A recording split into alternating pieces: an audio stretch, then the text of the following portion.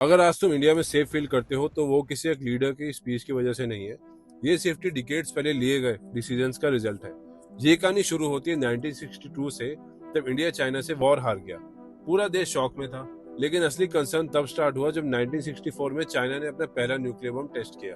अब इंडिया के सामने सिर्फ एक स्ट्रॉन्ग नेबर नहीं, एक न्यूक्लियर पावर खड़ी थी। इसी टाइम पर एक विजनरी साइंटिस्ट थे, होमी जे बाबा।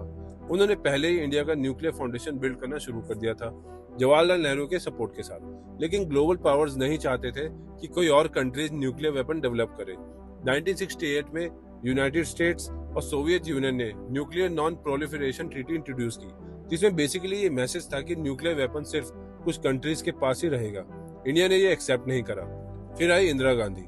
उनके लीडरशिप में इंडिया ने सीक्रेटली अपने पहले न्यूक्लियर टेस्ट की प्रिपरेशन स्टार्ट की पोखरान में। ये काम इतना सीक्रेट था कि अमेरिकन सैटेलाइट्स को कंफ्यूज करने के लिए साइंटिस्ट, आर्मी इंजीनियर्स और माइनिंग वर्कर्स के डिस्गाइज में काम करते रहते थे। इक्विपमेंट को माइनिंग टूल्स बताया गया और काफी काम रात में किया जाता था। और फिर 18 मई 1974 को इंडिया ने सक्सेसफुली अपना पहला न्यूक्लियर टेस्ट कंडक्ट किया, पोखरान 1।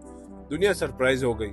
इसके बाद इंडिया पर सैंक्शंस लगे, टेक्नोलॉजी एक्सेस रेस्ट्रिक्ट हो गया, लेकिन इंडिया ने रुकना चूज नहीं किया। अगले कई सालों तक इंडिया ने अपनी टेक्नोलॉजी खुद डेवलप करी। इसी दौरान डॉक्टर एपीजे अब्दुल कलाम ने मिसाइल प्रोग्राम पर काम किया, जैसे अग्नि मिसाइल, जिससे इंडिया के पास सिर्फ न्यूक्लियर पावर ही नहीं बल्कि उसे डिलीवर करने की कैपेबिलिटी भी आ गई।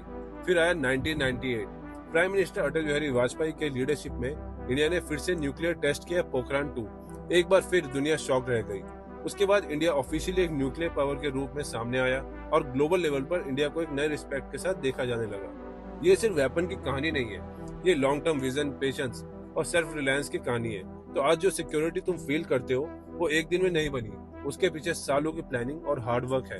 इंडिया ने सिर्फ हिस्ट्री फॉलो नहीं करी, उसे शेप किया है।